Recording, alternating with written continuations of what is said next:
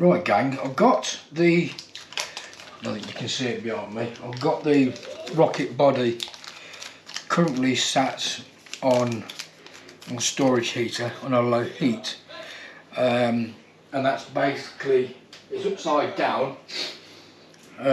What I've done is I've got the, where the fillet is at the back, at the bottom I should say, I've got this Gorilla wood glue, because this is awesome glue this is, and I've flooded, well not flooded, but I've squirted a load of wood glue, even though there's epoxy in there, but I've squirted a load of wood glue and then moved it all around kind of thing. So it's sort of like worked itself all the way around and spread out across the whole bottom around the motor and whatnot, so it's created a really large fillet. But it's not like really deep, it's probably about 1 millimetre thick in the middle, and then I'll spread it around on the outside and it's sort of like settling down. But I've still got enough room, I should say, to put the retainer on at the back. It's just going to give it a little bit more strength. So while I'm waiting for that to dry, it's probably going to take a couple of hours with it being as thick as it is. We've got to put on the launch lugs, and we've got to put this clay into the bottom of the nose cone. Actually, that's a lie, at the top of the nose cone. And I always sort of like roll up a couple of little balls first and drop them right down in the bottom of the nose, top of the nose, because people tend to just put a big piece in and then squish it down, but it doesn't go right the way to the nose. Where if you make a little ball and then squish it in with a couple of slightly bigger balls on top, there we go, it fills that nose section up then, and it doesn't leave a gap in the top. Then it's just a case of putting the rest in and squishing it in, basically.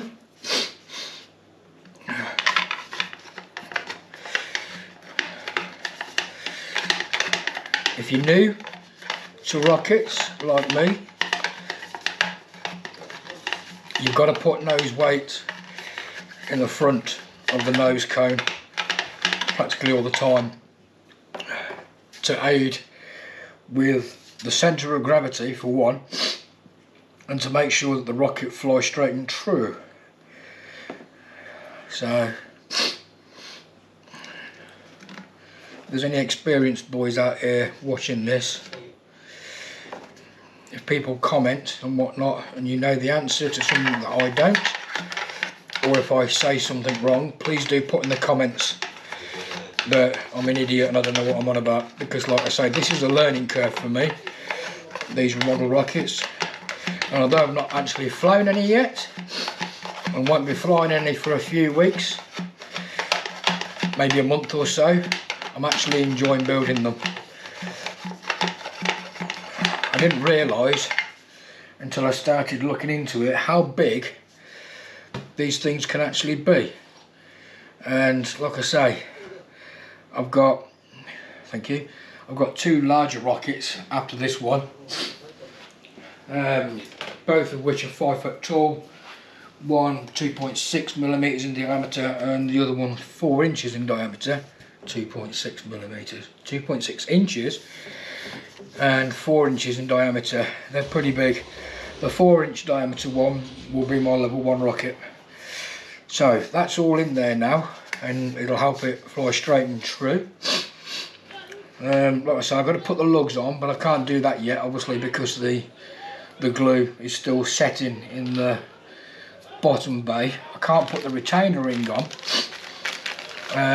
However, I can replace this, because for the, I mean, the big rocket comes with a Kevlar shot cord, and the second biggest one that I've got, it comes with an elasticated cord, but it's a cloth elastic one, not like this. And I've replaced that with a Kevlar cord. So I'm having Kevlar in the 2.6 inch big rocket, and the original shock cord that came with it, which is a cloth shock cord that's elasticated, I'm putting that with this. It's a little bit wide, but it'll be fine for what we're going to do. So let me just get that from the kit, and then I'll come back to you. Right gang, this is the cord that came with the doorknob. What a stupid name for a missile or a rocket. And I've cut the Kevlar for the other rocket, and I've still got all this left, which is quite a lot. And to be honest with you, this isn't that much thicker than this. So what I'm going to do, I'm going to replace this crappy plastic, or rubber I should say, with Kevlar. So measure the same length. Sorry if you can't see me on camera, but God, that's strong. This is tubular as well, tubular bells. So that's the right length now for the doorknob, and I've still got all this spare. I think I bought about 8 meters in total, so I've still got some more spare Kevlar if I need it for anything mid-range size rocket wise. So put that there out of the way. So that now goes into my rocket spares box that I've got. Anything that I don't use that comes in a rocket kit, I keep it in a box, in a plastic container. So I've got spare stuff if ever I need it. Okay, so this is now the 16, 32. What the hell was that?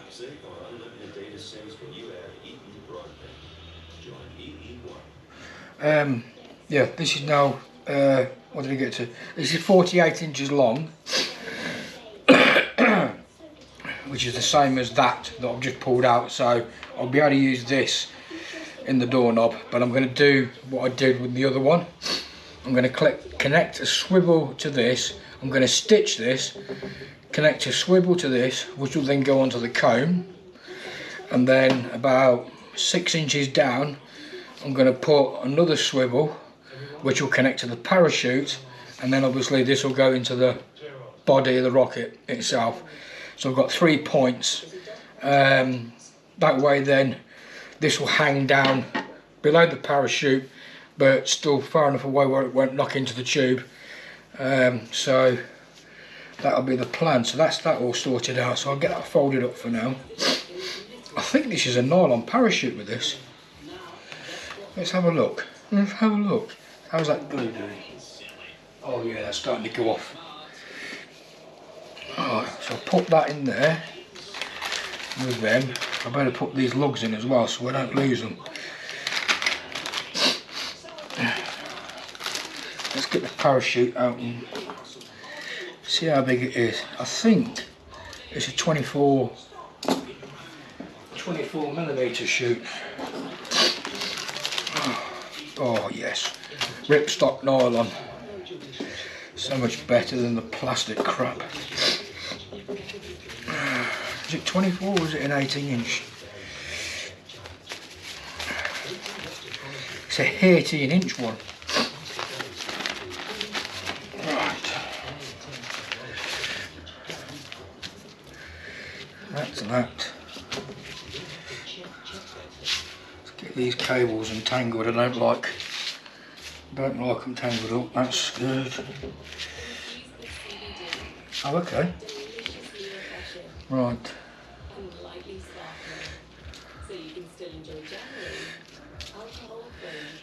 That was for that one. Oh, that goes with that one.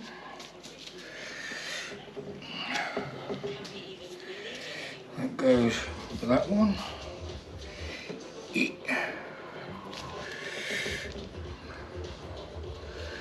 This with that one. Okay. I'm going to put this to the side and let it stretch out. Oh, that's spare, isn't it? Put that with my spares. Check out this parachute that I've got. I'm wondering whether I'm going to be able to use this or not. I used to have a radio controlled jet and it had a drogue chute fitted to it, but it was about as much use as a chocolate fire guard, to be honest with you, but it was just more for effect. But I've got this nylon parachute. The cords have been cut on it, but I'm keeping that because I might be able to use this on one of my rockets. Not a big rocket obviously, but it's quite strong, so I just thought I'd show you that. I'm going to use that on a rocket one day, probably a mid-sized rocket, somewhat a bit bigger than the doorknob, like a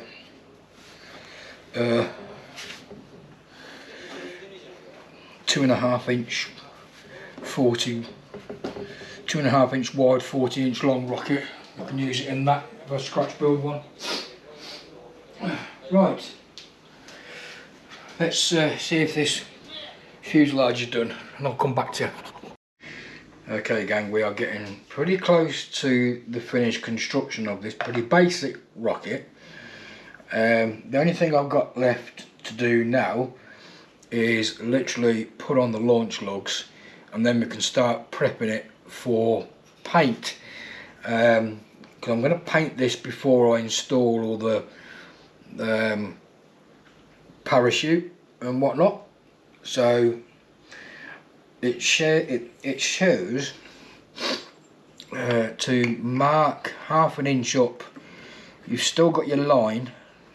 You can hardly see this probably, but there should still be the line that you marked earlier on for your launch lug position that goes all the way up. You mark it 1/2 inch for the first, and then 10 inches will be where the second lug goes, like so. Just move that so I can put that there, and then we've got the 2 launch lugs which are in our components bag. Now these are small cardboard lugs, so they're quite strong. Typically mine's got wrapped up in the Kevlar. Out you come. There we go. Again, it says to put the retaining ring on as well at the stage where you've finished putting the fins on, but I'm going to glue that on last once it's all painted. I've got the fillet at the bottom of here that you can see. I've filled that with white glue, the wood glue yesterday. Even though I had an epoxy fillet, I just poured a load of white glue in there and spread it all around and just left the rocket standing upright so it spread itself all out, and that's probably about 1 millimetre or so thick on there, but I've still got enough room to put the retaining ring on this section here. But yeah, once the rocket's painted, then I'll put the retaining ring on when it's finished. That's going to be the last thing for me. So your launch lugs, like I say, these are inch long cardboard tubes and they are quite hard. So what we want to do is, without taking too much of the markings off where they've got to go, but you've still got a rough guide, you want to just sand down the area where the lug is going to be fitted, not too much, just to try and get some of that glassine sheen off that's on the tube. I did wipe most of it off with a damp cloth. If you go over the rocket tube with a damp cloth soaked in water, just damp, not soaked, and then just wipe over the tube, it'll get rid of most of that glassine and it allows you to get a nice finish. So I'm just going to scuff up the actual lug itself as well, and you should be able to see where it was you scuffed it, but I tend to just put a little pencil mark where it is so I know where to put the glue, and then without dropping it on the floor like I just did, do the same with the other one. Give that just a quick sand as well, just scuff it up a little bit, because these rocket tubes, these little things, even though made of cardboard, they're still like these, and they have got a little layer of glassine on them. So mark that as well with lead. And then what I'm going to do is I'll use contact adhesive first to just initially secure it in place. Actually no, I won't, because what I want to do, just bear with me guys, let me get my guide. Right guys, what I've got here, I've got various lengths and diameters of aluminium tubing. I keep them in a thick cardboard tube which keeps them straight, and for this they are perfect to put your launch lugs on. Go down halfway, and then you can put the glue on the lug, on each lug, and then move it into the position where it's got to be, and then glue it down, and then you can tape the rod to the tube, and it basically keeps your lug perfectly in line as well. So I'm just going to get literally where I marked the lugs and rub them down. I'm going to put a bead of glue.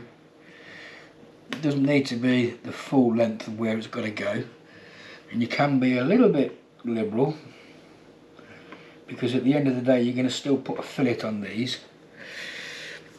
And then you get your first lug with your pencil line that you marked, pop it in place, and then rotate the other one around so that you got its pencil mark in place, and then just hold your rod with the line that you drew all the way up. Then just get a piece of tape and then hold the actual tube in place like so, so that it doesn't move. And then you can get whatever it is you use for creating a fillet. In my case I use a thin coffee stirrer. I'll just put a blob of glue here and another blob of glue there. You could use your finger if you wanted to, and then just basically push that down all the way along the length of the lug.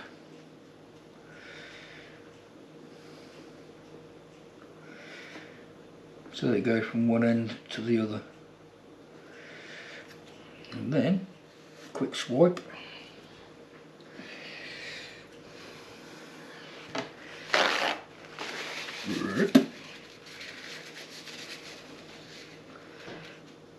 And then you can wipe away any excess glue that you might get on the tube that you don't want. And do the same this end, pushing the glue in, forcing it down underneath the tube so that it doesn't miss any bits.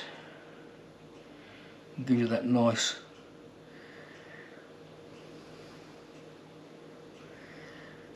fillet that you want.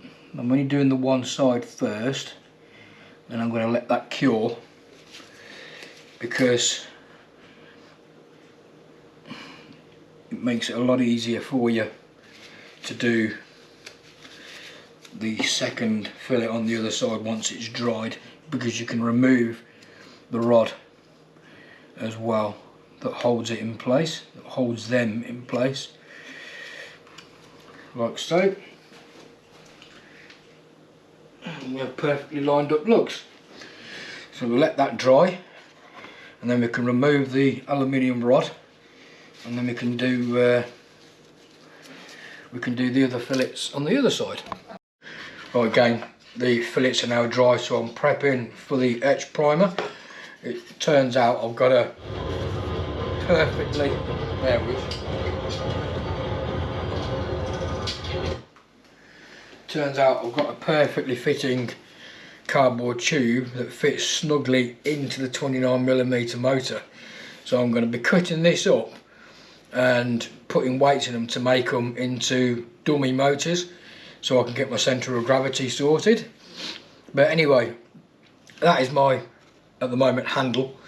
So I've blocked off the top of here so I don't get too much paint in. I've blocked off the tubes for the launch lugs as well.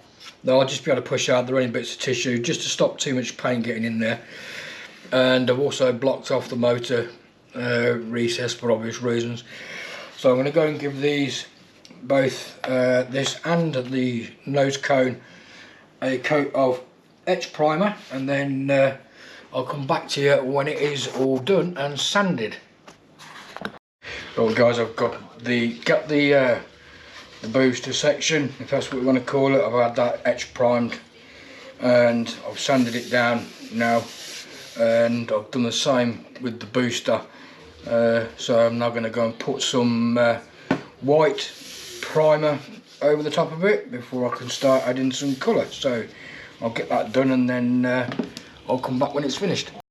Right guys, I've got the base of the rocket, the main tube of the rocket now has been etch primed, sanded, primed, sanded, and then we've got our top coats of white on here. But this isn't the finished design, not what I want anyway. And what we've got left to do now is I'm going to use a ruler and tape and whatnot, and I'm going to mask off the bits that I want to paint in the colour that I'm wanting, as well as the white.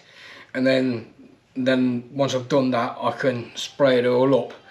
Now I'm going to put it in a two-tone colour. The fins are going to be the same colour as will be the base of the rocket, and then from here up it'll have a bit of a design on it, and then the top nose cone is going to be black.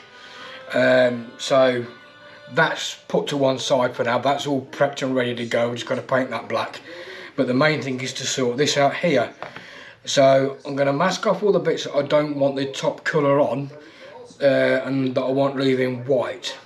And the way I'm going to do that is by doing it similar to the actual design of the real rocket. But because I'm only doing my rockets as sport rockets, I do scale aircraft, I do scale helicopters, but my rockets, I just want them to be nice and sporty and look good. So I'll just get me stuff, my bits and pieces, and then we'll start masking this up.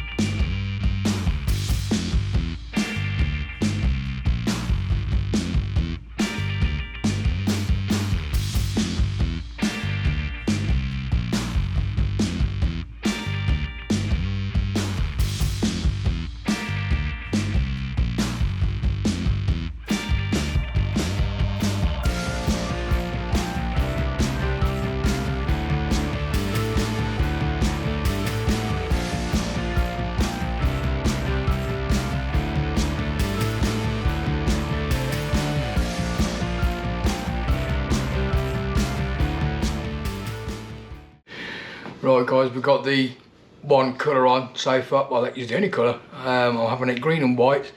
I've got the decals to go on, and I've got some silver or chrome, as it's meant to be, strips that are going to be going on here as well. And I'm actually going to be placing them, just move that there out of the way. I'm actually going to be placing one of them right at the top here, because I don't know if you can see that there. Well, pulling the masking tape off, just pulled a bit of white paint off, which has really peed me off. But like I say, I can use the silver strips that are going to go around it to cover that up, so that's a good thing. The cone, nose cone as well, has been painted nice and black, so it's going to look good when it's finished. All of these have got to be coated once the decals are on as well with varnish. So I'm going to carry on, leave it in time-lapse mode, and then put the decals on it.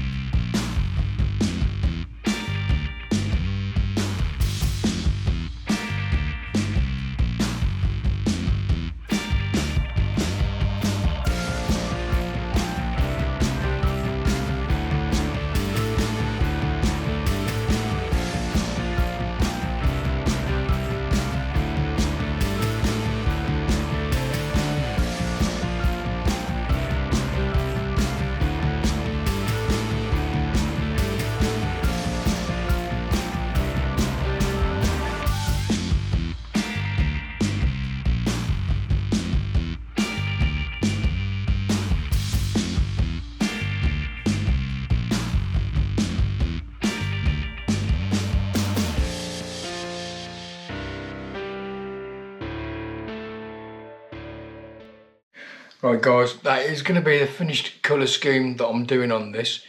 I've got to lacquer it all still, but I don't know if you noticed in the time lapse, I was having some problematic decals.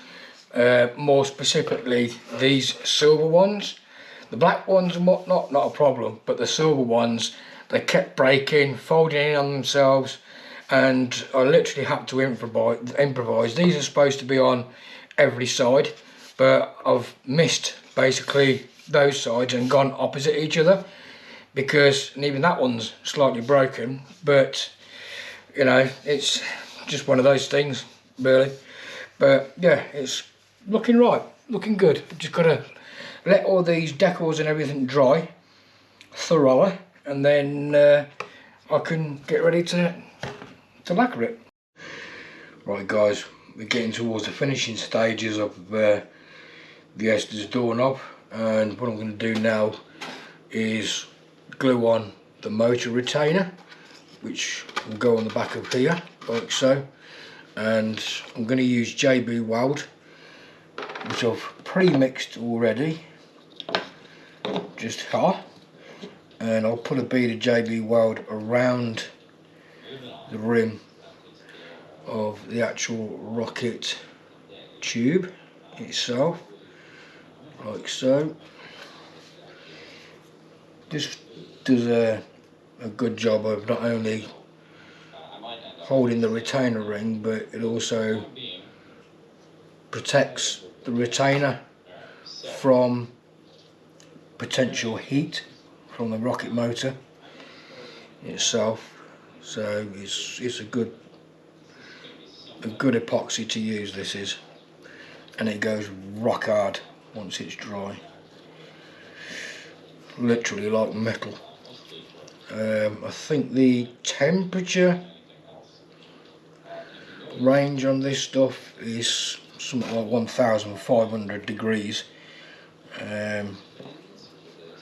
So it's got a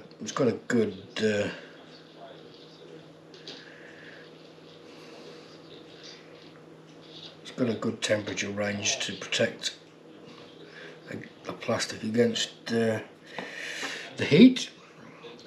Then I've scored the inside and sanded the inside of the actual retainer as well, and I'm just going to pop that on there like so, and I'm just going to twist it around as I push it down, and I can feel it biting, and then hopefully, and it does, you can see that the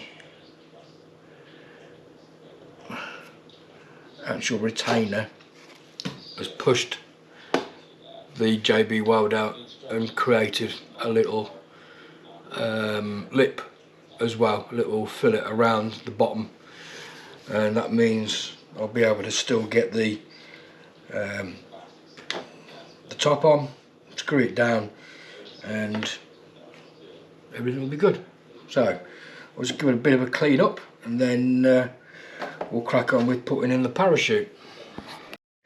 Right guys, I'm going to get the shock cord and place it on the provided mount, and this isn't the sheet the instructions come on, this is an actual cardboard one that they provide separate for you, so it's a little bit stronger, and I'm just going to put this on with some wood glue. Let's get my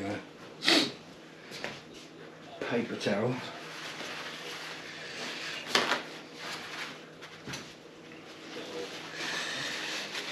I'm just going to smear the wood glue all over here, like so.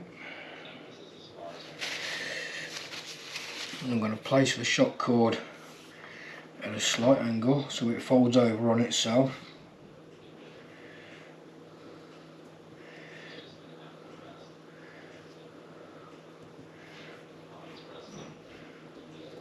Like that. And I'll put a bit of glue on the Kevlar as well.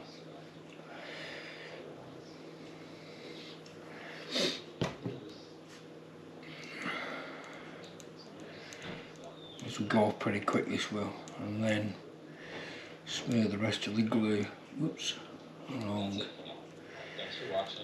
the side here. It's already going off. Goes off quick, this Gorilla Wood glue does. Right, and fold it over, like so. And fold it over again. And we'll squash it down nice and firm to trap the Kevlar in there. And then if you saw my previous rocket build that I did, I'm going to grab my top from my super glue activator and put a rubber band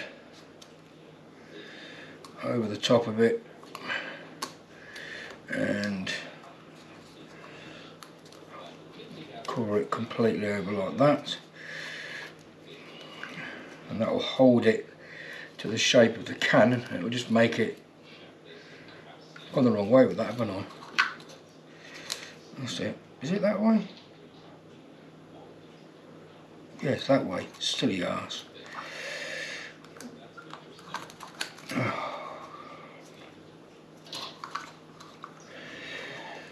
Try again, Rob.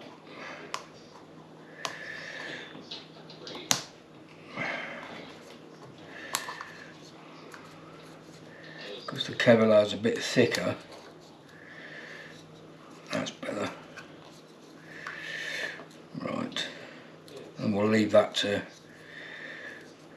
set for 10 minutes, and then we can carry on assembling the shock cord. While we're waiting for that, I've got my piece of Nomex recovery there.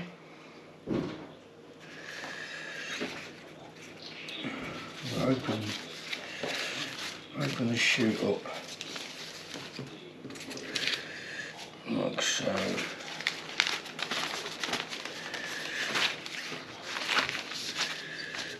And we'll grab the lines, make sure that they are all as they should be, without no twists in. And then we'll pull them up.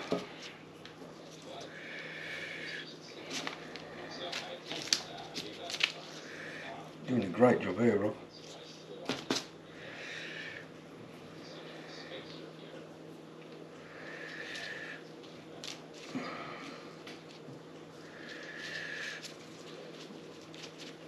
Make sure there's no twists. That one to that one, that one to that one.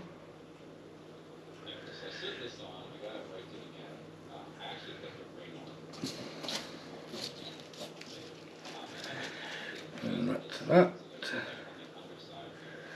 I'm going to pull the centre of the parachute with them on my fingers, like so, just to hold them together. And I'm going to pull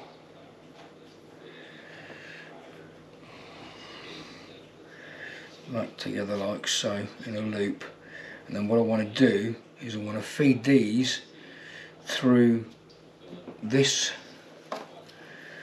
eye here. Now it's going to be quite difficult, I think, because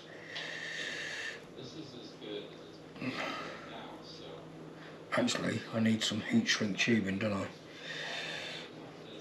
Bear with me, guys. I'll pull the cord straight again. Yeah.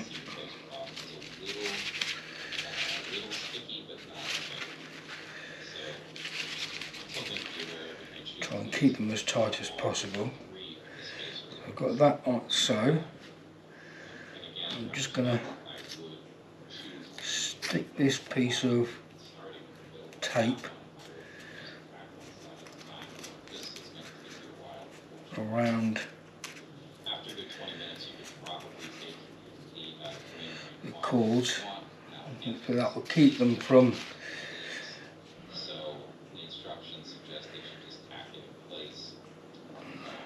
moving.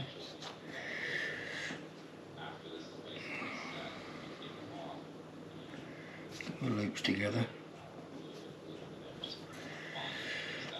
So I've got a piece of heat shrink tubing that I'm going to put these through.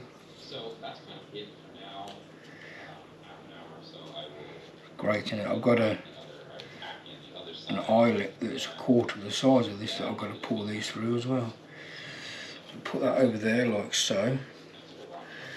Now I'm going to try and feed all these through this tiny little eyelet. I don't want them too big. I don't want the eyelet too big because it's just extra weight. Probably better to put them off through one at a time. It'd be a lot easier doing it one at a time.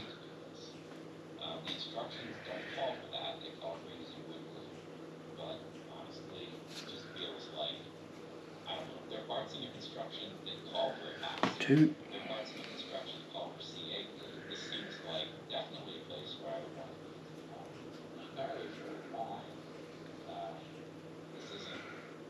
Come on.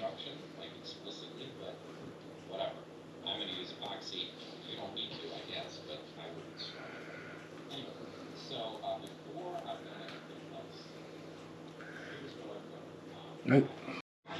Finally got that through. Then I'm going to pass the link through there, like so. I'm going to pull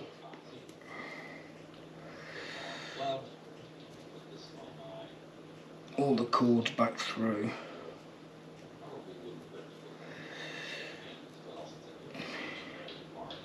Come on.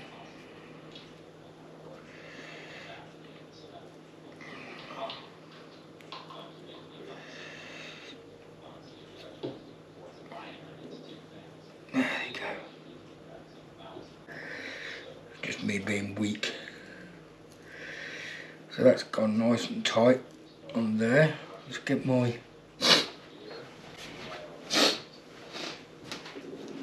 pop that through there.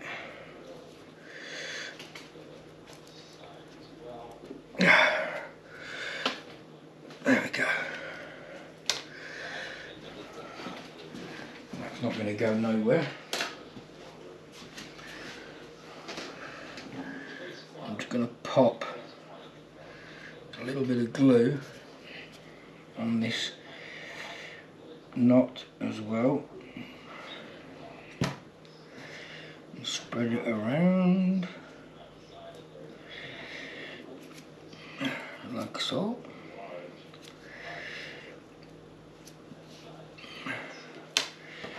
I'm going to pull up my heat shrink tubing. I'm going to pop that literally right on the edge of the knot. And then I'm going to get my flamethrower, as I call it.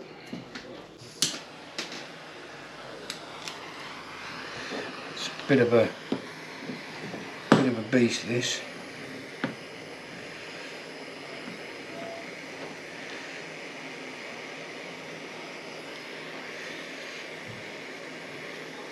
Hold it like so.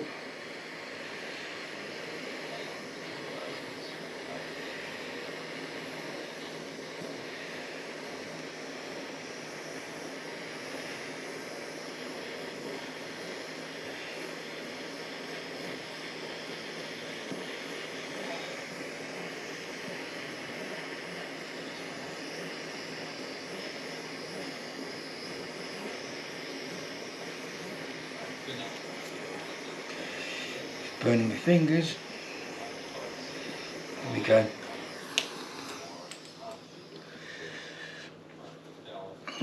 Move that out of the way because that's going to be hot.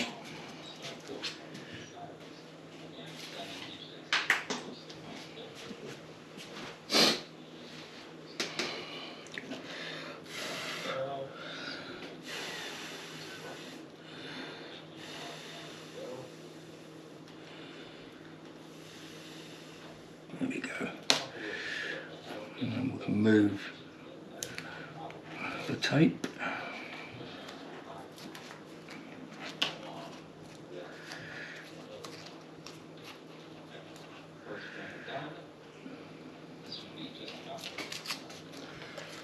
So what I'm going to do then is I'm going to literally push the shock cord through, push it down for now. Now I'm debating on using an eye bolt on the nose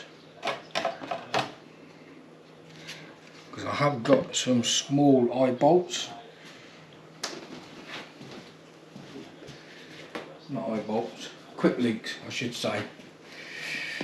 But I think for this they're going to be a little bit too, no, they're too heavy. So I'm just going to go for the traditional tie it in a knot around the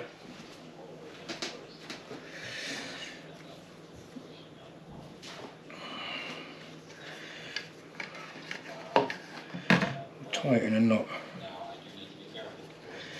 do an over and under. Don't want to use too much.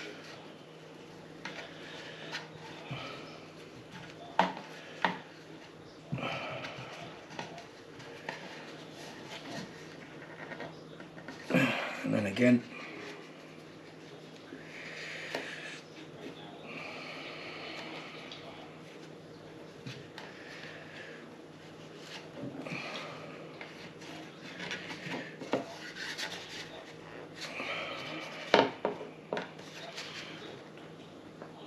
There we go.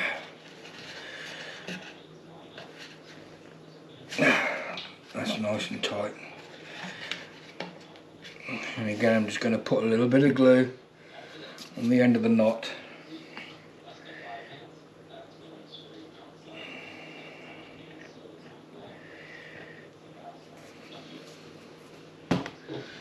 And then rub it in.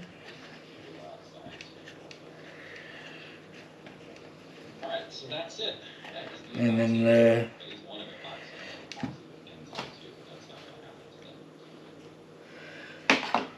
that will take about 5 minutes to dry, like so.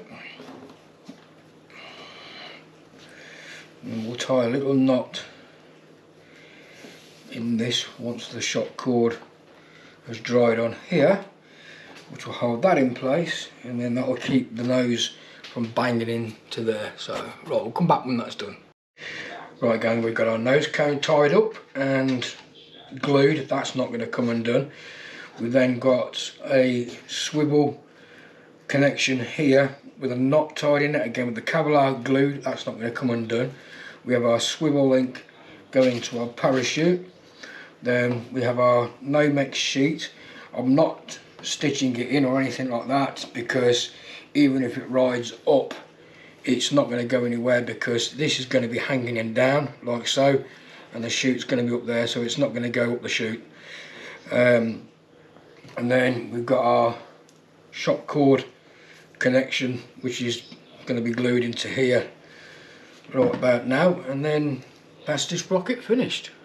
So I'll just get this glued in and let it dry, and then I'll be back when it's all in.